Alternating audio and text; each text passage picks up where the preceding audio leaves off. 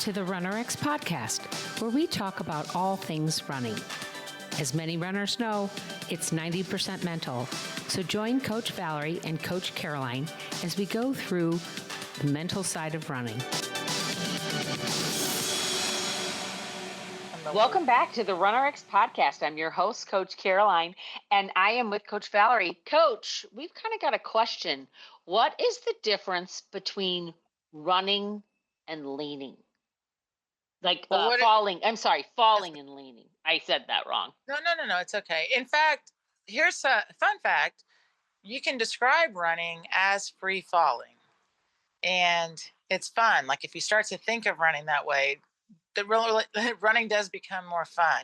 Leaning is hinging at the waist or bending. And so if you think about leaning, like you're supported, like you lean against the wall. You don't fall against the wall, right?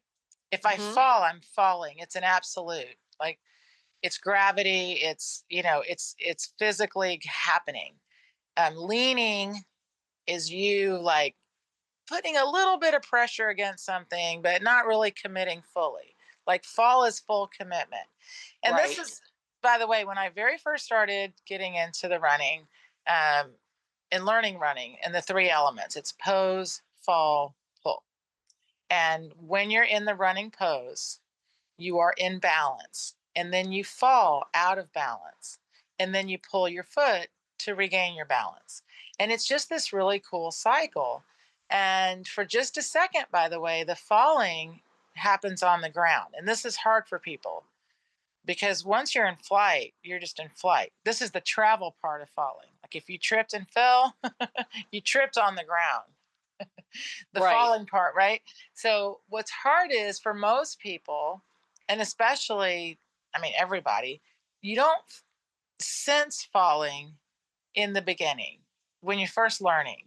And we spend all of our day not falling. We are constantly bracing against gravity, all of us, all the time, or we would be face planted.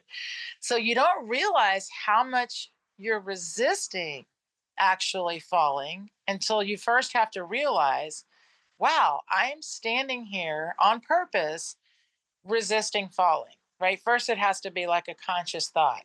And by the way, none of us are standing and just leaning back, right? It's called a ready stance. Most of us, you hope your knees are bent, but most people, when they stand, they find a way to hold themselves in balance. You just do it naturally. So you're always trying to balance yourself so you don't fall over. So then for running, I want you to get out of balance. I want you to fall over. And it's scary. It's a strange thought.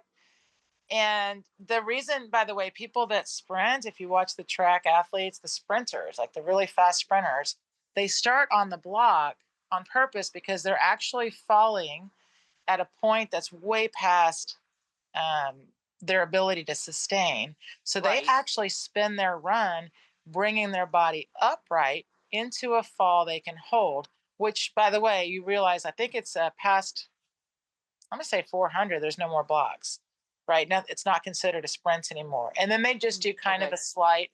So this is important, guys, because this is what you've seen all your life. But remember, the sprinter has their hands out. They're actually supported. They're never bending.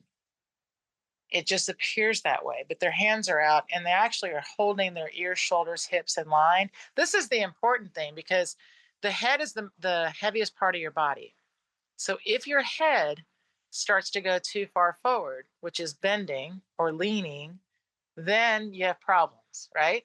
But what we help you to understand is that you actually fall forward the entire body from the foot to the head, with the pivot point being the ankle. And in the beginning, by the way, guys, this is interesting. When we very first started teaching pose, people would say, you fall from your ankles. Well, there's no way. You can't fall from your ankles. That's physically impossible. But what happens is gravity acts on your center of mass, which is your hips. But what leads the falling is your upper body lifting up. And then your whole body weight travels forward. And it's again, concept first. And we show people videos, like here's sprinters doing it. Here's elite marathoners doing it.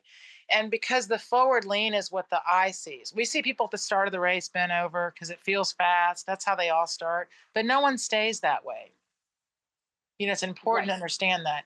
So as us as our recreational runners that we are, age group runners, most of our runners want to run marathons and those kinds of distances, then I just teach the up itself. Like there's just never a reason for you to bend forward. There just isn't. Right. And Right. it's perception that's the challenge. And Yeah. then of course strength comes right directly behind, Right.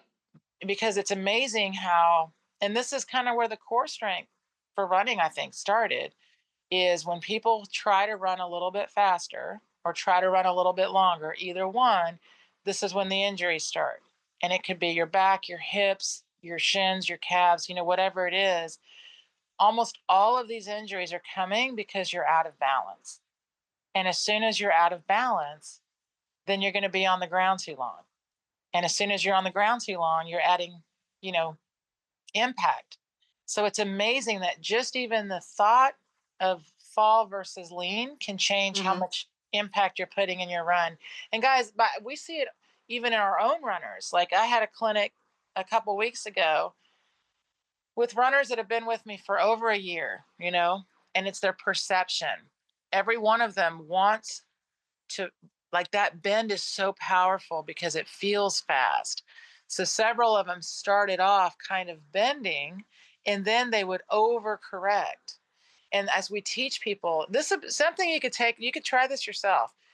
You need to lift your torso up. And as soon as you start to feel it and understand it, it takes away any thought of leaning or bending, because you start to understand what's happening when you start that lift up. But if you never feel it or you don't find it or look for it, then you will feel that false fall with the bending or leaning. And even Caroline can giggle at this now, but remember, it used to drive me crazy. Like, Right. I mean, when she first met me, and by the way, this is also because I learned directly from Dr. Romanoff, who created this method. And he was like, it's fall with gravity. And he, by the way, has he's done this with math equations and physics. I'm not that detailed. But if you actually start looking, it's a very simple diagram. If you take like a ball, right? Just a ball, and it's sitting on a Right. table flat, and then you just kind of lift the table slightly, the ball will start to roll. But the ball itself doesn't change. It's still the same ball. That's you. Your body doesn't need to bend forward or back. You need to stay perfectly still and hold and let that table tilt. You know, that's what's so cool. And when you find it, like when you really work on it and you feel it, and by the way, the best part, guys, this is for any speed. It doesn't have to be for sprinting, it's completely for any speed. The challenge is most people in the beginning only feel it, for a little faster. So then we have to help you feel how to find that fall angle for any speed you want to go. But this is one cool fact, and I'll stop. That a human being has a range of 0 to 22.5 degrees before they face plant, and that's fall angle. The closest measure to that 22.5 so far is Usain Bolt, probably more recently a few of the newer sprinters, but we know he's world record. And he was like at 21. And then someone like Kipchoge, who ran a 2-hour marathon, his fall angle is like 18.4. Right. So this is Wow. this Yeah. is how they're able to do this. And their cadence is high. Um, a So that's Kipchoge. So by the way, like a female, like a very fast female, their fall angle sometimes is actually slightly higher, and their cadence is certainly higher to hold that Hmm. same pace. When I measure our runners, our RunRX runners, okay, and so 18.4 for Kipchoge. All right. So you imagine though, you've got this incredible range that you probably haven't even tested. Most runners, when they come in and I measure their fall, they're using 0 to 2 degrees. And it's Wow. amazing how adding just 1 degree does an Yeah. amazing thing. Like it reduces impact, you're going to go a little faster, your run feels better. And then you go another degree, and all of a sudden people are falling like 8 to 10 degrees, and they're like, oh my gosh, like I'm Yeah. now running. They've never felt running before. And it wasn't because they didn't have the cardiovascular fitness, it was because they didn't understand the movement and how to use their body weight in running. So that's the fascinating part, guys, about learning how to do this.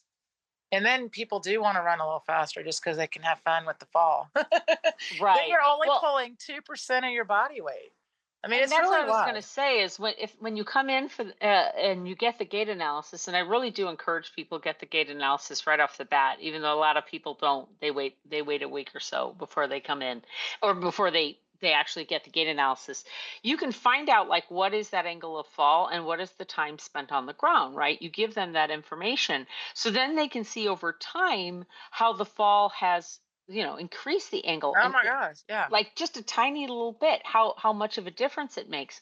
And when you see that angle and you see the difference where your head is in relationship to the rest of your body, I geek out on it. It was like a big aha moment for me when you started realizing this bowling ball that you're trying to keep in balance as you're on basically in the air, and then on one foot, and hopefully, for just a millisecond of time, the least amount of time the better, right?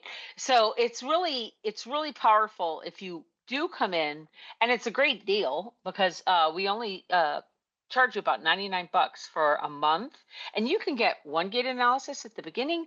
You can check in once a week, and Valerie will give you that one-on-one feedback. Then you can do a gait analysis at the end. One gait analysis, if you just paid a la carte, that's 197. So it's like such a deal to come in And you and can get that come gait onto the analysis. Zooms. Right, and you can come on to Zoom and get live training right at that time. It's really powerful. So if you're interested in getting that gait analysis and coming in and coming on the Zooms and working with us, why don't you go to runrx.fit? That's runrx.fit, and hit the green button that says work with RunRX. If you can't afford it right now, we totally understand. You can always go to all of our YouTube channel, our Instagram, our Facebook. We're on X, and we're going to be adding more content basically every week. So stay with us, subscribe, and become part of the RunRX community. We'd really love to have you. Thanks, guys. Thank you for joining us on the RunRX podcast. If you'd like to know more, join us at www.runrx.fit.